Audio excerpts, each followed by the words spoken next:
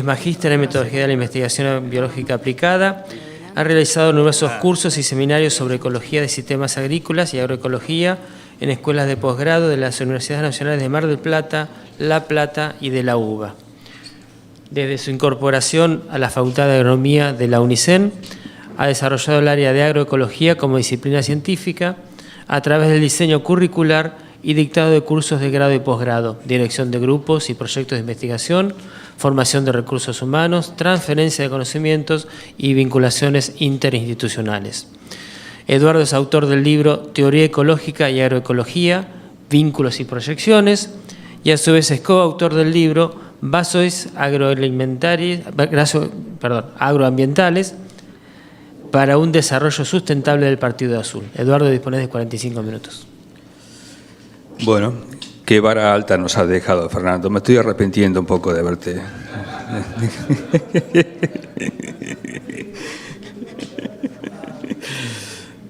Bueno, bromas aparte, yo lo que voy a hacer es una presentación de carácter conceptual, fundamentalmente. La idea es dejar un marco de referencia de lo que yo entiendo que es agroecología, de cuáles son sus ejes fundamentales. Ustedes saben que el concepto de agroecología se ha vuelto un concepto polisémico, tiene muchas interpretaciones. No es mi intención debatir sobre ella, sí presentar cuál es mi punto de vista y que a su vez eso sirva un poco como paraguas para las charlas posteriores que van a abordar algunos de los ejes centrales de la propuesta agroecológica.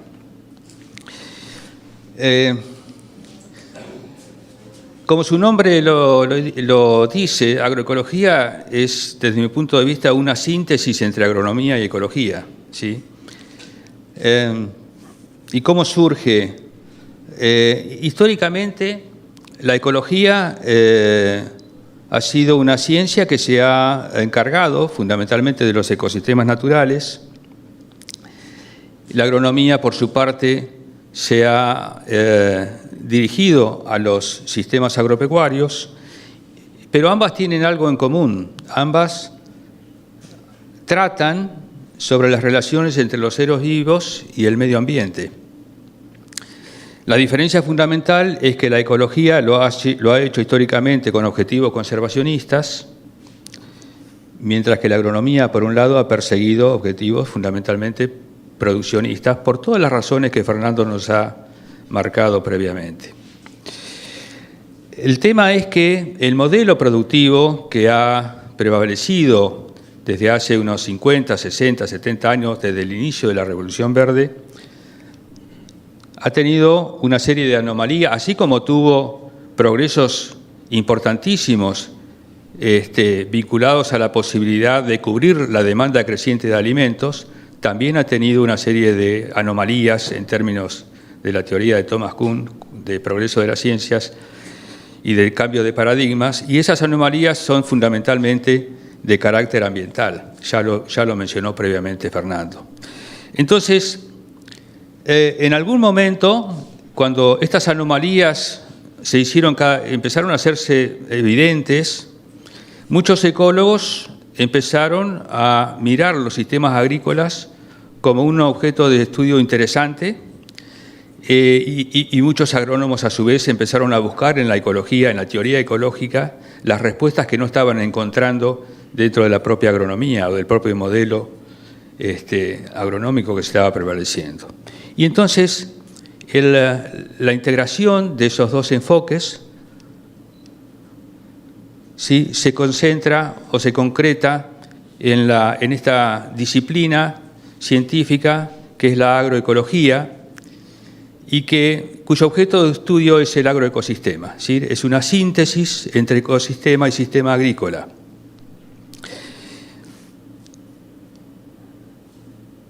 Y aparece la agroecología como un camino posible para compatibilizar intereses conservacionistas con los intereses produccionistas de la agronomía tradicional, ¿sí? Eso es, desde mi punto de vista, básicamente la síntesis de agroecología. Ahora la voy a desarrollar un poquito más. Vamos al concepto de agroecosistema. No se preocupen, no voy a dar una clase de ecología, pero sí tengo que recurrir a algunos conceptos de la teoría ecológica para que se pueda entender mejor. Ustedes recordarán que un ecosistema natural es un conjunto de seres vivos que cumplen distintas funciones, que se relacionan entre sí de manera trófica, formando cadenas tróficas. Los plantas sí que transfieren materia herbívoros, ahí forman estos tres Ls se formando parásitos y estos, una vez que cumplen su vida, cadena de descomponedores. Esto es una síntesis muy de lo que es la estructura y a su vez a través de estas cadenas ocurren una serie de procesos, ¿sí? La fotosíntesis que ocurre a nivel de las plantas genera o inicia un flujo de energía que conduce a la productividad primaria, es decir, a la productividad del componente autótrofoso de las plantas, y a partir de ahí se generan una serie de transferencias de energía entre los distintos niveles que conduce a lo que es la productividad secundaria del ecosistema. Al mismo tiempo, la cadena de descomponedores pone en juego lo que es el ciclo de la materia, ¿sí? Si uno ahora sobrepone o se imagina que este ecosistema natural es reemplazado por un sistema agrícola, ponemos nombres agronómicos y entonces los autótrofos tenemos los cultivos y los cultivos asociados a otras especies que se establecen espontáneamente, que agronómicamente como las autótrofos son consumidos por las plagas y algunos componentes de segundo nivel actúan como controles biológicos. Acá tenemos las enfermedades. Si hablamos del ciclo de la materia, desde el punto de vista agronómico, lo que nos interesa fundamentalmente es el reciclaje de nutrientes. Si hablamos de productividad primaria, lo que nos interesa es el rendimiento. Y una característica fundamental, uno de los cambios fundamentales cuando se reemplaza un ecosistema natural por un sistema agrícola, es que se abre el ciclo de la materia, ¿sí? Antes era cerrado, pero cuando implantamos el sistema agrícola, obviamente nos interesa la cosecha. Esa cosecha sale del sistema y se abre el ciclo, ¿sí? Lo que antes era un ciclo cerrado, ahora es un ciclo abierto. Y eso genera una cantidad de cuestiones, algunas de las cuales las planteó Fernando, otras seguramente las vamos a discutir mañana en el campo con Silvia Mestelán, pero ahí tenemos una diferencia fundamental. Entonces, sobre esta base, voy a presentar ahora lo que es una diferencia fundamental entre la estrategia de la naturaleza y la estrategia de la agricultura, tal cual como la que practicamos hoy en día. Los ecosistemas naturales, en este caso les puse dos ejemplos, arriba tenemos un bosque, abajo tenemos un pastizal natural, se desarrollan a través de un proceso que se llama sucesión ecológica, tal vez algunos de ustedes lo recuerden, que conduce a través de una serie de etapas donde ocurren una cantidad de cambios. Lo primero es cambios en las características de la vegetación, ¿sí? La sucesión se inicia con especies de ciclo de vida corto y van siendo reemplazadas por especies de vida más larga, de especies perennes, hasta que alcanzan un equilibrio, un estado de madurez, y en ese estado de madurez alcanzan un equilibrio con el ambiente. Eso es en síntesis, y también ocurren otros cambios que tienen que ver con el funcionamiento del ecosistema, ¿sí? Cambia la biodiversidad, cambia la productividad, se modifica el cierre, digamos, se va cerrando cada vez más el ciclo de la materia. Bien, todos esos cambios conducen a un sistema que en el estado maduro tiene alta biodiversidad y tiene alta continuidad biológica, si los procesos biológicos no están interrumpidos, ¿sí? Y eso es un sistema que tiene alta complejidad estructural, porque tiene cadenas tróficas muy desarrolladas, redes tróficas complejas, producto del aumento de la biodiversidad, se mantiene en estado de madurez y en estado de equilibrio con el ambiente.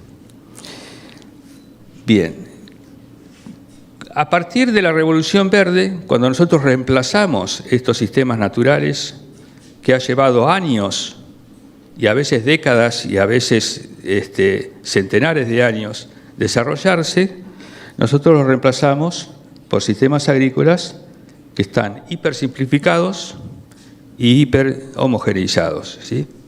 En esa situación, entonces, reducimos drásticamente la diversidad biológica y discontinuamos los procesos biológicos. Y los barbechos, también lo mencionó hoy Fernando, los barbechos mantenidos químicamente de vegetación interrumpen muchos procesos biológicos.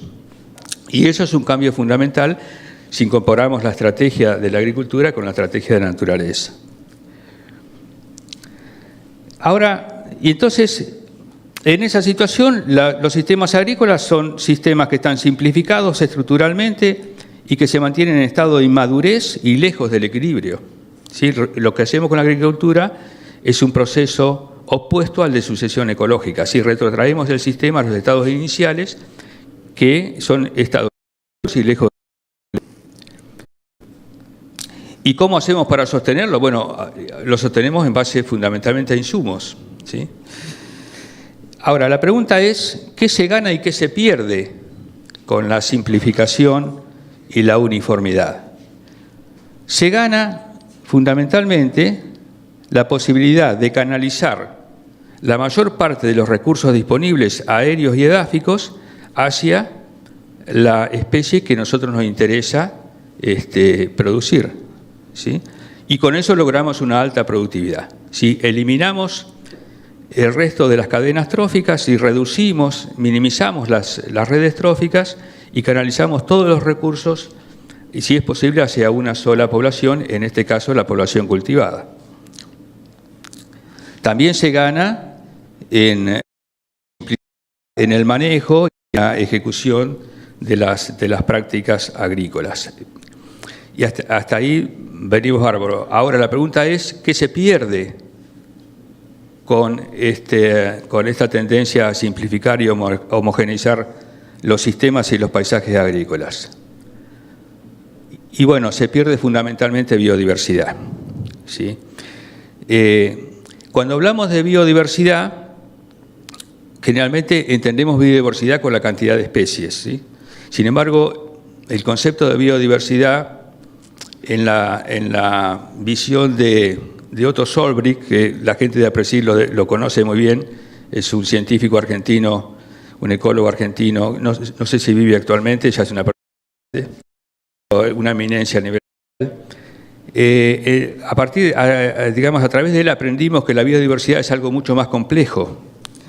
¿Por qué? Porque se manifiesta en cada uno de los niveles de organización biológica, ¿sí? Entonces, si consideramos los más altos, individuo, población, comunidad y ecosistema, simplemente a modo de recordatorio, población es el conjunto de individuos de una misma especie que coexisten en un tiempo, en un lugar determinado. Una comunidad es un conjunto de especies, ¿sí? Y el ecosistema, que incluye también las relaciones con el ambiente físico. Entonces, en cada uno de esos niveles tenemos unidades diferentes. Esta es la biodiversidad. A nivel de individuo tenemos variedad de genes, a nivel de población tenemos variedad de genotipos, a nivel de comunidad tenemos variedad de especies y a nivel de ecosistema tenemos variedad de nichos funcionales. Es decir, en la jerarquía biológica manifiesta la biodiversidad, no solamente a nivel de de comunidad. ¿Y por qué es importante considerar esta complejidad? Porque todo esto funciona como un sistema adaptativo complejo, ¿sí? Y eso le otorga al sistema homeostasis, es decir, capacidad de autorregulación, ¿sí? Y eso le confiere al sistema otras tres características que son fundamentales: estabilidad, resiliencia y sustentabilidad. Es decir, la capacidad de amortiguar la heterogeneidad climática, la posibilidad de recuperarse después de un estrés ambiental muy fuerte y la posibilidad de mantener el funcionamiento a lo largo del tiempo. Por eso es importante la biodiversidad. Cuando se pierde biodiversidad, estamos perdiendo estas propiedades del sistema, ¿sí? Entonces, la pregunta es, y lo que propone un aspecto central de la propuesta de la agroecológica es volver hacia atrás, desandar este camino, ¿sí? Volver a diversificar los sistemas para poder recuperar esas tres propiedades fundamentales. ¿Y qué fuentes tenemos de diversidad en los agroecosistemas? Bueno, básicamente tenemos la diversidad planificada, es decir, que tiene valor productivo, es decir, lo que el productor o lo que el asesor recomienda, que tiene que ver con la estructura productiva, y que se puede manifestar a través de rotaciones de cultivos y a través de la integración de la ganadería, es decir, la inclusión de la ganadería en los planteos agrícolas.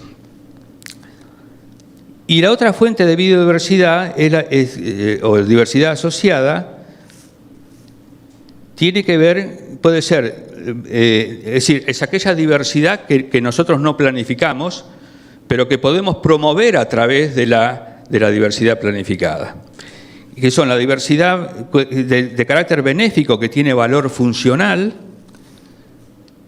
y la diversidad perjudicial que agronómicamente conocemos como plagas. ¿Cuál es el objetivo de la agroecología? Potenciar estas fuentes de biodiversidad y minimizar esta otra fuente de biodiversidad. Sí, este es uno de los grandes desafíos que tenemos como manejadores, digamos, de los sistemas productivos. Y bueno, acá les decía que esta charla tenía como objetivo brindar un panorama global, digamos, o un marco conceptual. Entonces aquí vamos a tenerlo a Víctor Juárez y Liliana Monterroso dándonos algunas pistas, entre comillas, para poder reducir este componente de la biodiversidad. Acá la vamos a tener a Dora Carmona y a Gabriela Martinoia, también dándonos elementos de juicio para poder aprovechar al máximo esta biodiversidad. Aquí la vamos a tener a Lucrecia Manso, dándonos también elementos de juicio para poder programar las rotaciones agrícolas. Y aquí la vamos a tener a Javier Freddy y a Sonia Arias, indicándonos de qué manera podemos, sobre esa base agrícola, integrar la ganadería. El otro concepto fundamental que promueve la agroecología es recuperar la continuidad biológica. Habíamos dicho que la Revolución Verde redujo la biodiversidad y discontinuó los procesos biológicos. Entonces, desde la agroecología estamos diciendo, desandemos estos caminos. Ya marcamos de qué manera podemos recuperar biodiversidad. La otra pregunta es cómo dar continuidad a los procesos biológicos. ¿Cómo voy con el tiempo? Bien. Bueno, esto, digamos, es una foto clásica de lo que es un paisaje agrícola de la región pampeana, donde tenemos varios sitios, ¿sí?, donde se ha reducido la actividad biológica, y entonces esto conduce a un desaprovechamiento de recursos naturales y de captura de carbono, a un aumento de los riesgos de erosión y a una desincronización entre microorganismos y plantas.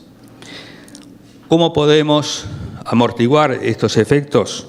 Bueno, la propuesta de los últimos tiempos son los cultivos de cobertura que, además de cubrir el suelo, nos brindan una cantidad de servicios. Y para eso lo hemos invitado a Guillermo Di Vito, ¿sí?, que nos va a ampliar este concepto. Bueno, sintetizando entonces, la biodiversificación y la continuidad biológica potencia los procesos ecológicos esenciales para el buen funcionamiento del sistema, fundamentalmente el ciclo de la materia, el reciclaje de nutrientes, la captura de carbono y el flujo de energía solar y las interacciones entre organismos. Y si aprendemos a manejar estos procesos, podemos convertirlos en tecnología, ¿sí?, lo que nos estaba también planteando Fernando, ¿sí? Entonces, esta es otra de las propuestas de la agroecología como disciplina científica. ¿Cuáles son? Para eso tenemos que entrar en un proceso de transición, ¿sí? ¿Cuáles son los resultados esperados y las condiciones para iniciar un cambio de transición entre modelos productivos?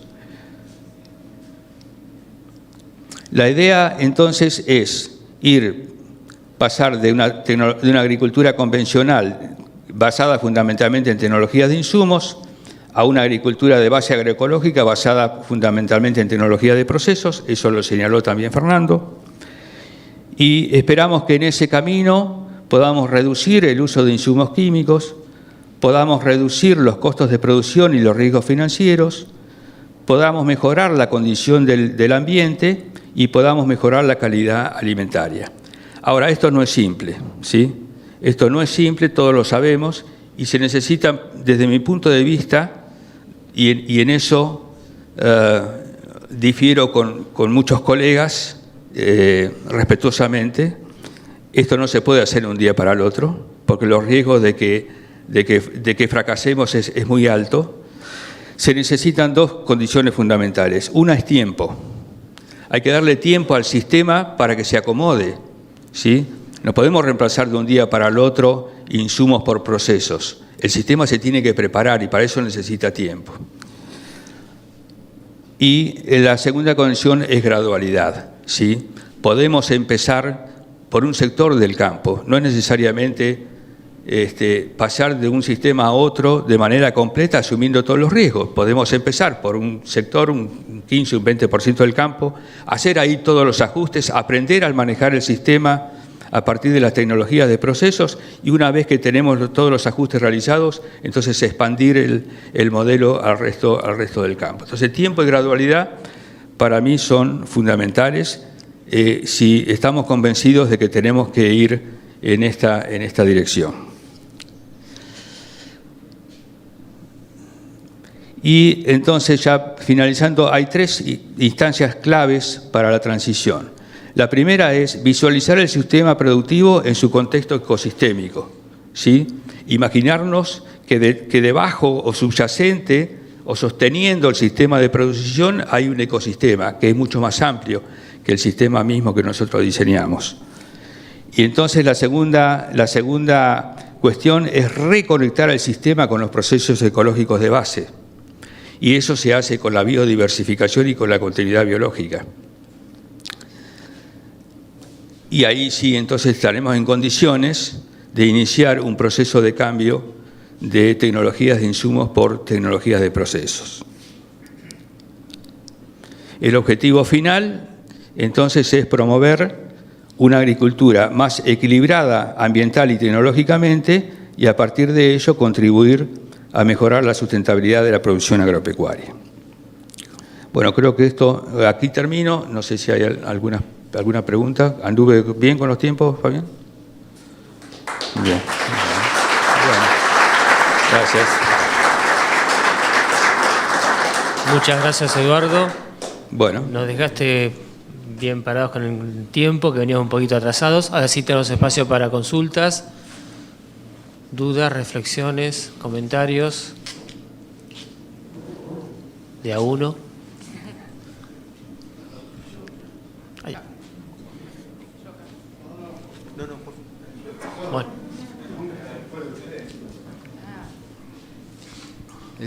Es increíble la humildad de Fernando y la grandeza.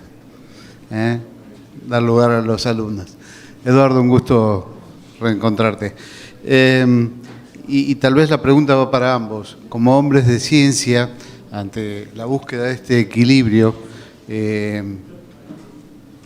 quisiera saber si dentro de la ciencia en algunos aspectos en estudios sistémicos del componente socioeconómico, ¿no? Con esta estructura de producción que tenemos en general en la Argentina y en la zona y demás, donde el alto porcentaje de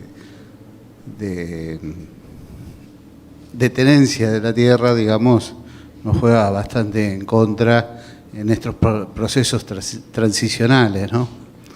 Donde quien está produciendo no necesariamente es el dueño o los cortos plazos.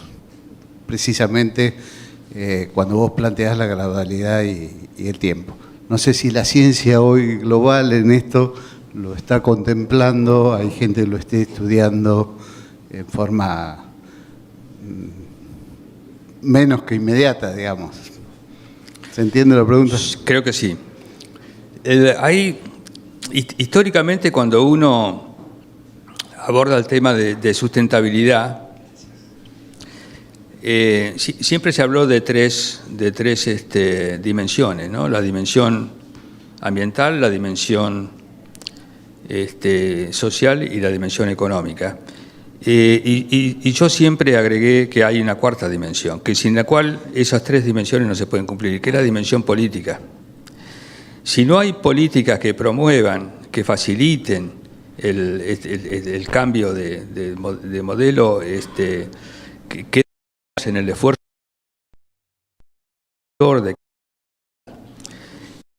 por supuesto que hay que tener en cuenta las variables sociales y culturales, pero yo creo que eso se cambia a partir de políticas activas. Es decir, el país tiene algunas políticas agrarias, tiene algunas políticas faltando en el sentido de que hoy hablaba Fernando, por ejemplo, la relación maíz-soja. Si nosotros dejamos simplemente a los precios internacionales, bueno, ya sabemos lo que pasó. Cuando el precio de la soja fue increíblemente superior al resto, el país fue un mar de soja. Entonces, si queremos diversificar, el productor tiene que tener la opción económica para poder diversificar. Si yo tengo un cultivo que tiene un margen bruto muy superior al resto, y bueno, ahí sí, el productor va a apuntar ahí. Ahora, si le damos las opciones de tener alternativas productivas que sean aproximadamente equivalentes, digamos, yo creo que el productor eso lo sabe. Muchas de estas cosas que nosotros estamos planteando lo saben. Lo que pasa que, bueno, si a mí me dan una opción que es muy superior en términos de rentabilidad, obviamente la van a usar.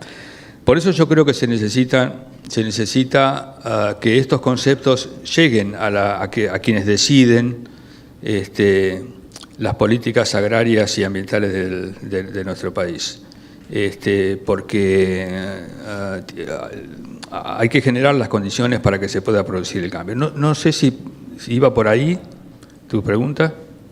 Por ahí, si hay gente estudiando, conectándose junto con ustedes, digamos, las propuestas. Bueno, a ver, sí, bueno, nosotros, esta jornada está auspiciada por dos municipios de la región muy importantes, como es el municipio de Tandil y por el Ministerio de Desarrollo Agrario. Así que yo creo que por ese lado tenemos algún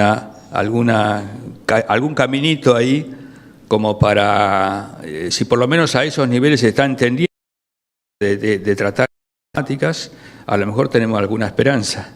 No sé, Fernando, ¿vos cómo lo ves? No, comparto lo que decís y quiero felicitarte porque creo que has logrado de una manera sencilla poner la complejidad ahí en el tapete.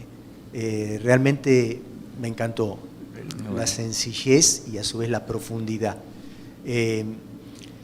Y por otro lado, quería enfatizar algo que les comenté, que este índice que el programa de agroecosistemas y ecofisiología del INTA desarrolló, casualmente integra las dos principales variables con las limitaciones del caso, ¿no?, de biodiversidad y de continuidad biológica, que es este índice que les comenté y que me gustaría que profundices en ese aspecto y te pongas en contacto con ellos, porque trata de integrar estos dos principales conceptos que vos tiraste. Buenísimo, claro. Eso es lo que quería comentar. Espectacular. Muchas gracias, Fernando. Tenemos tiempo para una última consulta.